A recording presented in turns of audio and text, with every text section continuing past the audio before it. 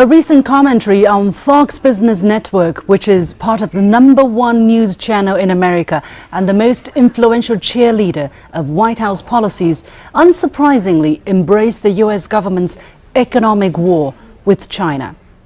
But the harshly worded piece, which aired during prime time on May the 14th, also took matters one step further.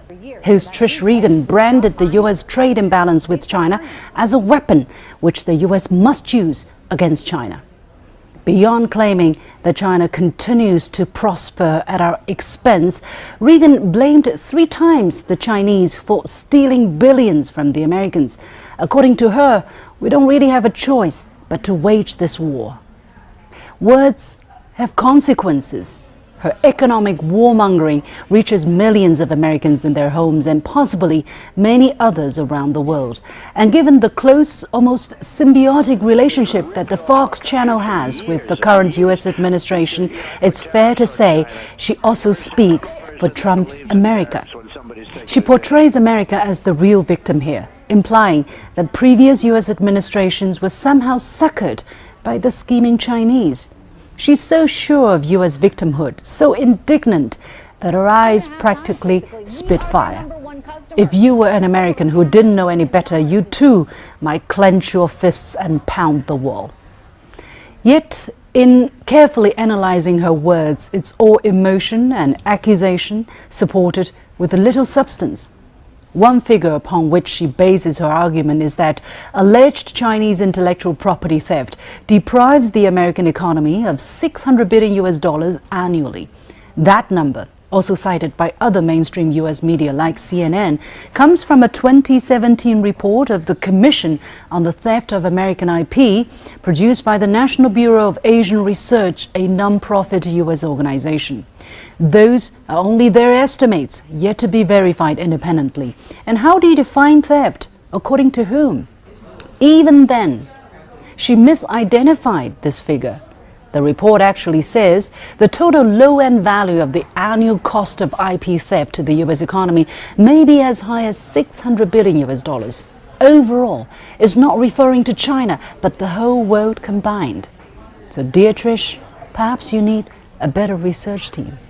Watching her commentary, though, it makes me realize if the U.S. side approaches these trade talks with such bigotry and hostility, they'll lead nowhere. The kind of language being used against China has been derogatory, to say the least. War, weapons, stealing, even that our country is raping their economy. By the way, how do you rape an economy? This is not the language of a trade partner, but the insults you might hurl at an enemy. China has tried to hold its head high and refrain from such uncivil language, but it doesn't seem to make a difference. The U.S. side did not hesitate to brandish the weapon and slap higher tariffs on China. Now, 1 year after the trade frictions first erupted, China itself is finally calling this a trade war. Can you negotiate with people who cross the line of decency? I don't think so. When they issue unreasonable demands, compounded by virtually pointing a gun at your head, in this case, of course, tariffs, even if you wanted to engage, you simply can't.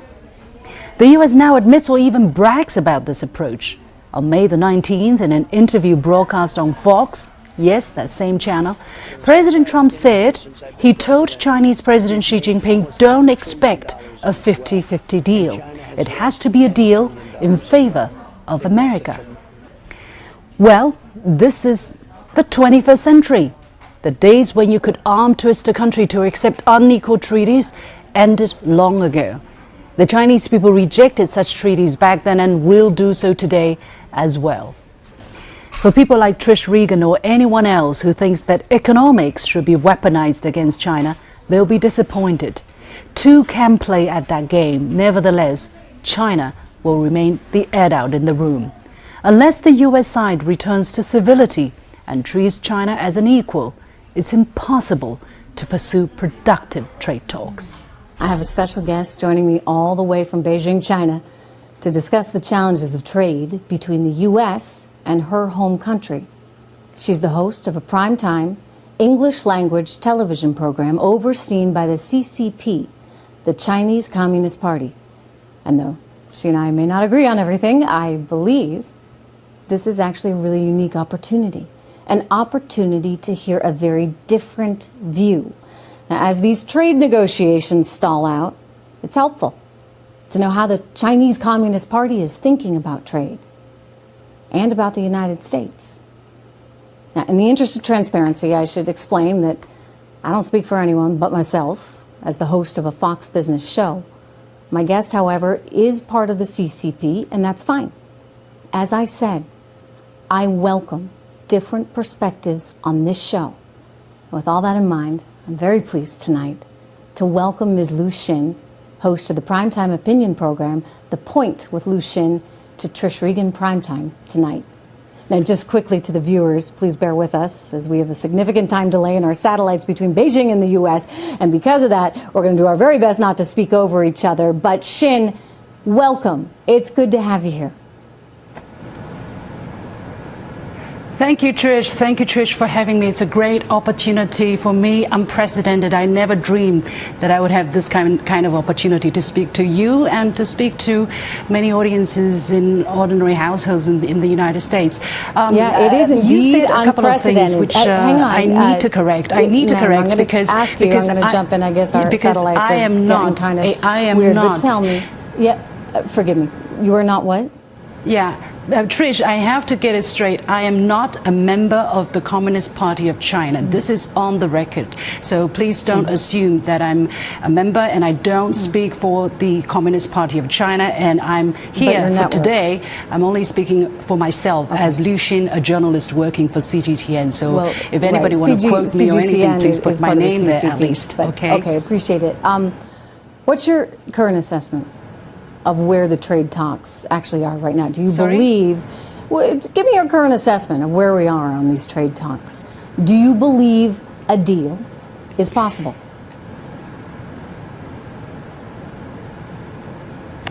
It is true that the satellite connection is not very good, but I believe that you're asking me where we are in terms of the trade negotiations.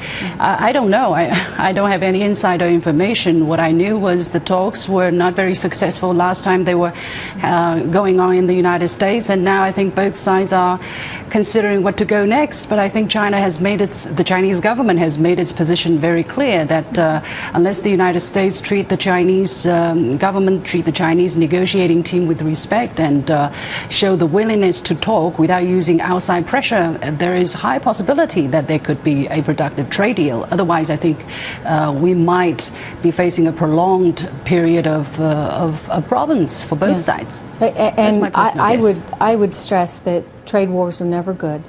They're not good for anyone. So I want to believe, Xin, I want to believe that something can get done. And these are certainly challenging times. I realize there's a lot of rhetoric out there. But let me turn to one of the biggest issues, and that's intellectual property rights. I mean, fundamentally, I think we can all agree it's never right to take something that's not yours. And yet, in going through so many of these cases at the Independent World Trade Organization, the WTO, that China's a member of, as well as the DOJ and FBI cases, you can actually see some of them on the screen right now. There's evidence there that China has stolen enormous amounts of intellectual property, hundreds of billions of dollars worth. Now, that's a lot of money, but truly, I guess we shouldn't really care if it's hundreds of billions of dollars or just 50 cents. How do American businesses operate in China if they're at risk for having their property, their ideas, their hard work stolen? Well, I think, Trish, you have to ask American businesses whether they wanted to come to China, whether they find coming to China and cooperating with Chinese businesses has not been profitable or not, and they will tell you their answers. As far as I understand, many American companies have been established in China, and they're very profitable, and the great majority of them, I believe, plan to continue to invest in China and explore the Chinese market. Well, now, U.S. President Donald Trump's tariff makes it a little bit more difficult, makes the future a little bit uncertain.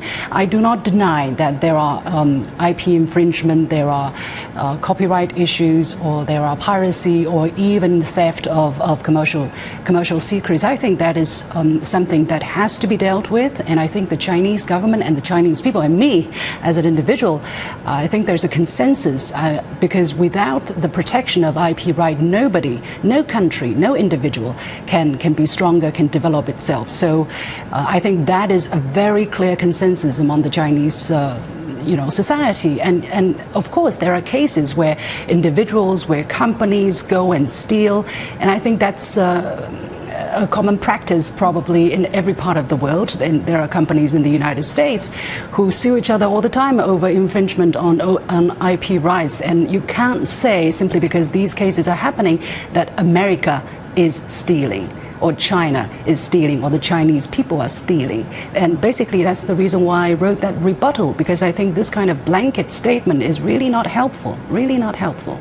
Well, it's not just a statement, it's multiple reports, including evidence from the WTO. But let me ask you about Huawei, because that's certainly in the headlines right now. Sure, I don't deny those. No, I don't deny those. Right, I mean, look, I think, as I said, we can all agree that if you're going to do business with someone, it has to be based on trust. And you don't want anyone stealing your valuable information that you've spent decades working on. Anyway, China passed a law in 2017 requiring tech companies to work with the military and the government. So it's not just individual companies, right, that might be getting access to this technology. It's the government itself, which is an interesting nuance. But I get that China is upset that Huawei is not being welcomed into the U.S. markets. I totally get it. So let me just ask you this. It's an interesting way to think about it. I think, what if we said, hey, sure, Huawei, come on in. But here's the deal. You must share all those incredible technological advances that you've been working on. You got to share it with us. Would that be okay?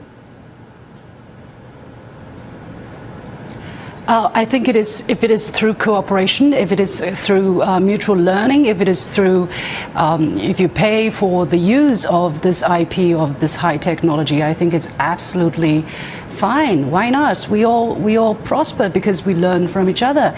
I learned English because I had American teachers. I learned English because I had American friends. I still learn how to do journalism because I have American copy editors or editors. So I think that's fine so long as it is not illegal. I think everybody should do that, and that's how you get better, right? But you mentioned something pretty important, which is that you should pay for the acquisition of that. And, look, I think that the liberalized economic world in which we live has valued intellectual property, and it's governed by a set of laws. And so we all need to kind of play by the rules and play by those laws if we're going to have that kind of trust between each other. But I think you bring up some good points. Let me turn to China right now, which is now, wow, the second largest economy. At what point will China decide to abandon its developing nation status and, well, stop borrowing from the World Bank? Well, I think this kind of discussion is going on, and I've heard very live discussions about this. And indeed, there are people talking about China already becoming so big.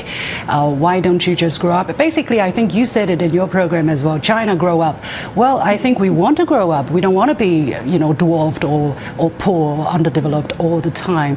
But it depends on how you define developing country, right? If you look at China's overall size, the overall size of the Chinese economy, yes, we are very big, the world's #1. But don't forget, we have 1.4 billion people. That is over 3 times the population of the United States. So if you divide the second largest overall economy in the world, basically when it comes down to per capita GDP, we're I think less than 1/6 of that of the United States, and even less than some other more developed countries in Europe. So you tell me, where should we put ourselves? This is a very complicated issue because per capita, as I said, is very small, but overall it's very big. So we can do a lot of big things, and people are looking upon us to do much more around the world. So I think we are doing that. We're contributing to the United Nations. We are the world's biggest contributor to the UN peacekeeping missions, and we're giving out donations and humanitarian aids and all of that because we know we have to grow up. And Trish, thank you for that reminder. Let's get to the tariffs. I've seen some of your commentaries too, and Shin, I appreciate that you think China could lower some of its tariffs. I watched you say that, and I'm totally in agreement with you. In 2016, the average tariff, effectively a tax, that was charged on an American good in China was 9.9%. Now that was nearly 3 times what the U.S. was charging. So what do you say about this? What do you think about saying, hey, you know, to heck with these tariffs, let's get rid of them altogether? Would that work? I think that would be a wonderful idea. I mean, don't you think for American consumers, products from China would be even cheaper, and for consumers in China, products from America would be so much cheaper too. I think that would be a wonderful idea. I think we should work towards that. But you know, you talked about rule-based system, rule-based order. This is the thing. If you want to change the rules, it has to be done in mutual consensus. Basically, when you talk about tariffs, it is not just between China and the United States. I understand if you lower tariff between China and the United States, the Europeans will come, the Japanese will come, the Venezuelans probably will come and say, hey, we want the same tariff. You can't discriminate, you know, between countries. So it is a very complicated settlement to reach, and I think the last deals, right? Agreement that China and the about trade, yes, I'm talking about tariffs. And I think the last time when the world agreed on the kind of tariff reduction China should commit to was exactly the result of multilateral and years of difficult negotiations. The United States saw in its interest and decided to what degree they can agree or to what degree they can lower their tariff. Nobody put a gun at their head. And China agreed to, although with some difficulties, to lower our tariff considerably. It is all the decision of countries according to their own self-interest. Now things are different. Yes, I agree. 20 years later, what are we going to do? Maybe these old rules need to be changed. You know what? Let's talk about it. Let's do it according to the rules, the same rules. If you don't like the rules, we'll change the rules.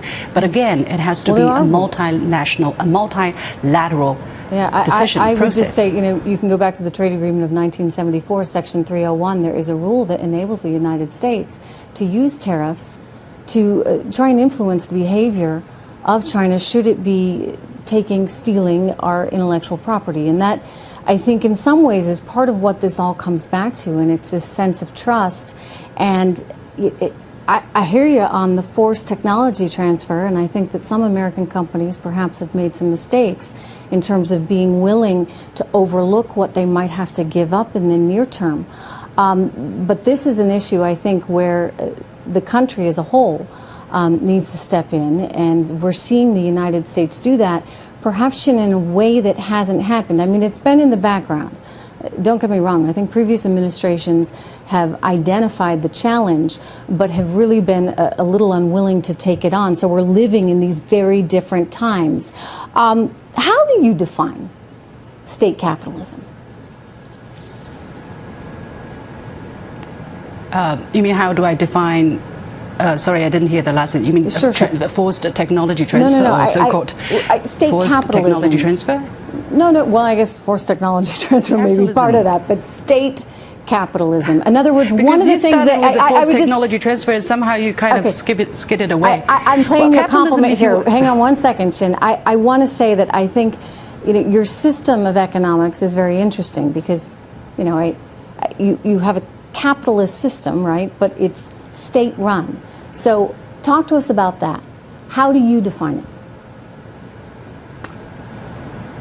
Well, we would like to define a socialism with Chinese characteristics, where market forces are expected to play the dominating or the deciding role in the allocation of resources. Basically, let the market.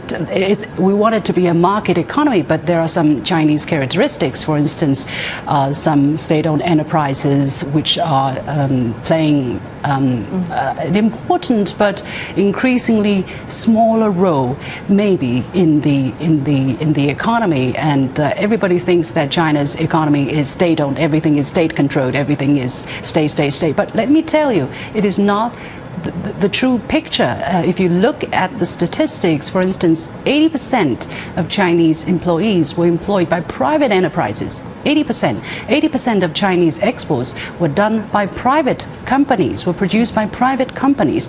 About 65% of technological innovation were carried out by private enterprises.